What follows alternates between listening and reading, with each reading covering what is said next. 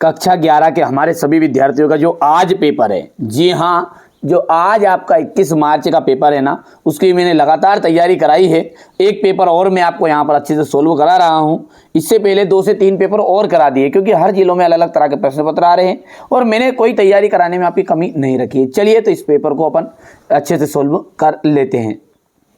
सबसे पहला प्रश्न है, एक पदार्थ में 80% कार्बन है, 20% हाइड्रोजन है, तो बताइए वहाँ पदार्थ होगा C2H6। परिवर्ती संयोजकता प्रदर्शित करते हैं, संक्रमण तत्व जो होते हैं ना वो परिवर्ती संयोजकता प्रदर्शित करते हैं। शुद्ध जल की मोलरता क्या है? शुद्ध जल की जो मोलरता है ना वो है 55.6। क्या है? 55.6। चुंबकीय क्वांटम संख्या संबंधित है। चुंबकीय क्वांटम जो संख्या है ना वो विन्यास से संबंधित है। किससे? विन्यास से। सिग्मा बंध और पाई बंध से, सिग्मा बंध जो है ना वो पाई बंध से कैसा होता है? प्रबल होता है। आयनन विभव का जो मान होता है ना, आयनन विभव का मान न्यूनतम होता है अक्रिय गैस। कितना जाएगा इसका? अक्रिय गैस। इसके बाद में आ जाएगा यहाँ से, ये इंग्लिश मीडियम वाले बच्चों के लिए रहेगा ये, ठीक है।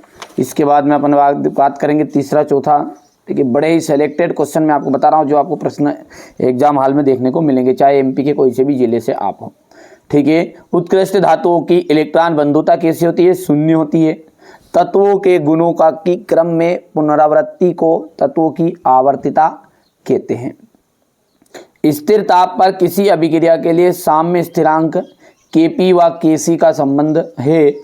किसी तत्व के समस्थानिकों में न्यूट्रॉनों की जो संख्या होती है ना वो असमान होती है। जल के अणु में HOH बंध कोण 104.5 डिग्री सेल्सियस होता है। PP पार्श्वीय अतिव्यापन में पाई बंध बनता है। यहाँ से अपन बात करेंगे ना तो ये इसका हो जाएगा, यहाँ पर देख सकते हैं,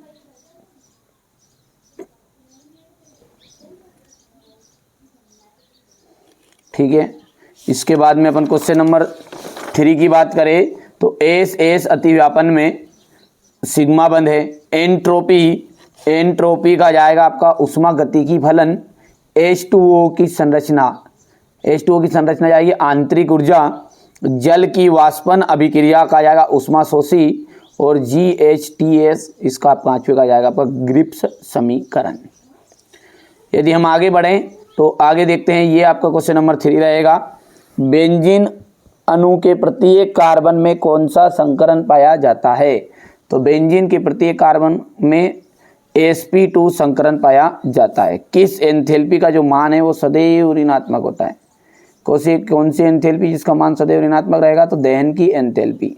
एंट्रोपी क्या है? व्यवस्था की माप। सोडियम किस ब्लॉक का तत्व है? एस ब्लॉक का तत्व है। एथिलीन डाई ब्रोमाइड को जेट एंड चूर्ण के साथ गर्म करने पर क्या बनता है? तो एथिलीन बनता है। इतना हो गया है। यहाँ पर अपन आगे बढ़ेंगे, ये हो जाएगा आपका, हो गया। इसके बाद में 1 लीटर जल में H2O के मोलों की संख्या 55.5% मोल होती है। बिल्कुल सत्य बात है, ये सत्य आप कंप्लीट कर सकते हैं।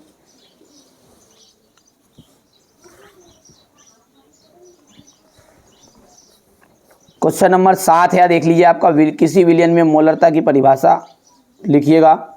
डाल्टन के परमाणुवाद के मुख्य बिंदु लिखने हैं। एनोड किरणें कैसे उत्पन्न होती है बताइए, ठीक है। इसके बाद में आपका एनोड किरणें कैसे उत्पन्न होती है उसके गुण बताइए। परमाणु के मौलिक कण क्या है, इसके नाम और द्रव्यमान एवं आवेश सहित लिखिएगा। उत्कृष्ट गैसों की इलेक्ट्रॉन बंधुता शून्य होती है, क्यों? आधुनिक आवर्त नियम क्या है? पाई बंध और सिग्मा बंध में अंतर बताना है आपको। संकरण के नियम लिख दिए। लुईस अम्ल और लुईस क्षार से आप क्या समझते हैं, उदाहरण सहित समझाइए। बफर विलयन के, ये क्वेश्चन नंबर 13 है आपका। क्रोमेटोग्राफी किसे कहते हैं? क्रियात्मक समूह समावयवता किसे कहा जाता है? यहाँ से क्वेश्चन नंबर 14 है। पीएच मान क्या है, स्पष्ट कीजिए। विद्युत अपघटनीय सेल तथा विद्युत रासायनिक सेल में अंतर।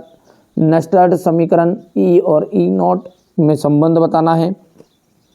किसी कार्बनिक यौगिक में सल्फर का परीक्षण किस प्रकार किया जाता है? इलेक्ट्रोमेरिक प्रभाव। क्या टिप्पणी लिखिएगा। ठीक है भाई, बढ़िया से कंप्लीट कर लो। मैंने कहा ना ये सारे के सारे प्रश्न आपके आएंगे, 100% श्योर है। ठीक है, ये क्वेश्चन नंबर आपका 17 है। ऊर्जा अभिक्रिया और विकार्बोक्सिलीकरण और स्वाट अभिक्रिया बताना है। पाउली के अपवर्जन का नियम बताइएगा। जी क्वेश्चन नंबर 18 होगी।